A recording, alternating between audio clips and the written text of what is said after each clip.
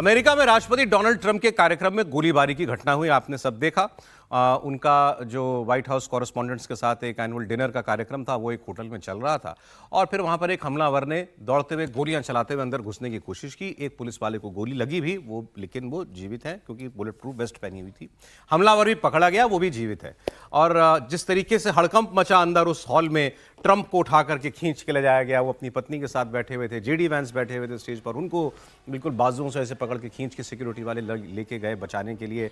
अफरा तफरी मच गई पूरे हॉल के अंदर, लोग टेबलों के नीचे छिप गए। पहली बार दुनिया ने देखा कि दुनिया के सबसे ताकतवर आदमी के कार्यक्रम में भी ऐसा हड़कंप मचाया जा सकता है।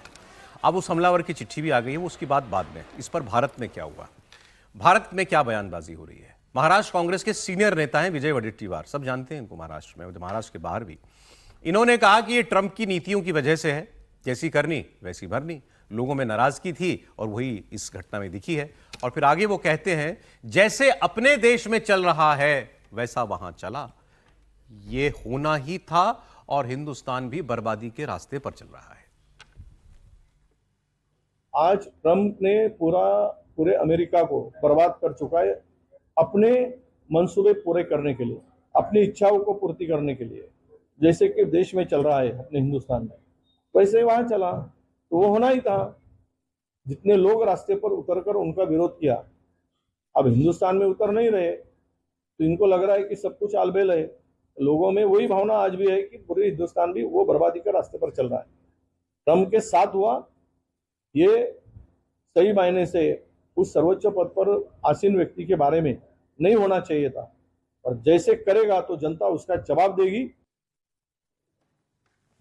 अब इनको इससे भारत में से जोड़ने का क्या मतलब है कि भारत, वहां लोग सड़कों पे उतर रहे हैं, यहां नहीं उतर रहे। खुद ही बोल रहे हैं यहां लोग सड़कों पर नहीं उतर रहे हैं, फिर बोल रहे हैं देश बर्बादी के रास्ते पर है। कह रहे हैं ये होना ही था, वहां लोगों में नाराजगी है, यहां भी लोगों में नाराजगी है। जी त्रिपाठी जी, असली संकट यही है और पता नहीं कांग्रेस के नेता इस बात को नहीं समझ रहे हैं, या समझते भी हैं तो उनको लगता है कि शायद एक बार तुक्का लग जाए, एक बार वो निशाने पर लग जाए। उनके मन में जो इच्छा है कि अचानक जनता सड़कों पर आ जाए, नाराज हो जाए, कुछ ऐसी एनार्की कर दे, मोदी पर हमले हो जाए, मोदी को कोई डंडे से मार दे। और अब तो उससे भी आगे की बात है, ये तो कुछ विचित्र ही है।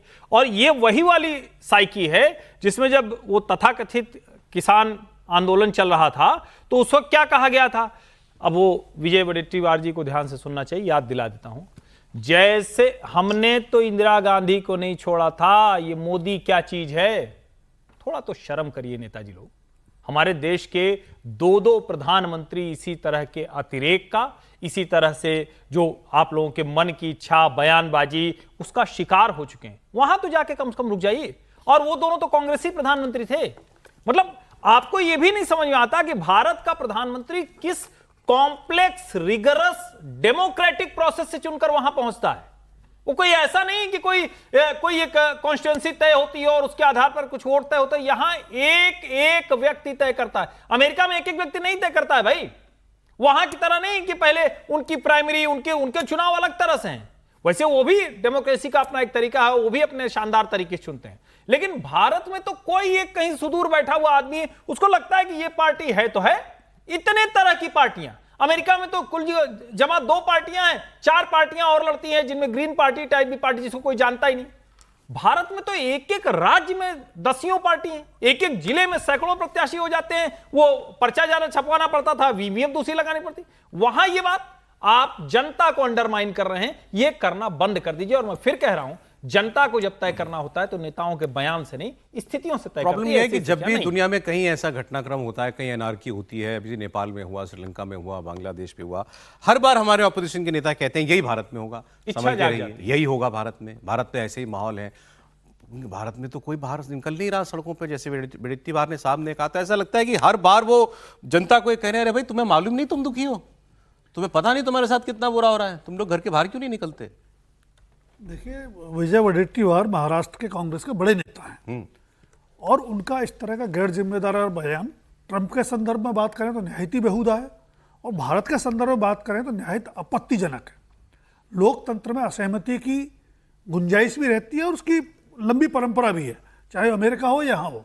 अमेरिका में 90 लाख लोग सड़क पर उतरे ना, उसकी तो किसी ने आलोचना नहीं की। पर आप उसके लिए हिंसक तरीका अपनाएंगे, वो कहीं स्वीकार्य नहीं हो सकता, ना अमेरिका में ना यहाँ। मुझे लगता है कांग्रेस के नेता इस तरह की भाषाएं ज़्यादा बोलते हैं, तो कांग्रेस पार्टी को थोड़ा सा सोचना भी चाहिए, इनको समझाना भी सर, चाहिए। अगर देश में अगर मौजूदा सरकार के खिलाफ इतना रोष होता तो कांग्रेस जीत रही होती ना चुनावों में? नहीं जीत रही होती। अगर अगर अगर खुद ही कह रहे हैं ना वो कि वहां पर लाखों लोग निकले, यहाँ लाखों लोग निकल रहे होते, मोदी के खिलाफ निकल रहे होते, तो किसी के साथ भी तो होते। मैं वही कह रहा हूँ, तो ये इनकी जो मन की भावना है या जो आकांक्षा है वो अपनी जगह है, लेकिन राजनीति में एक मर्यादा होती है, उसको मत लांघिए। चुनावी राजनीति है, हर समय कहीं ना कहीं चुनाव हो रहा था, अभी 5 राज्यों में हो रहा है। अगर सरकार से नाराजगी है तो उसमें दिखेगी, बिल्कुल वही तरीका है। 24 में लोकसभा का चुनाव हुआ, उसमें दिखनी चाहिए थी। अगर थोड़ी बहुत कहीं असहमति थी, वो दिखी, सीटें कम हुई। और मोदी पर बोलते हुए आप अपना नुकसान कर लें, ये कहाँ की बुद्धिमानी है मोदी कि आप ऐसे बयान दें? नेता बीजेपी के हैं, प्रधानमंत्री देश के हैं,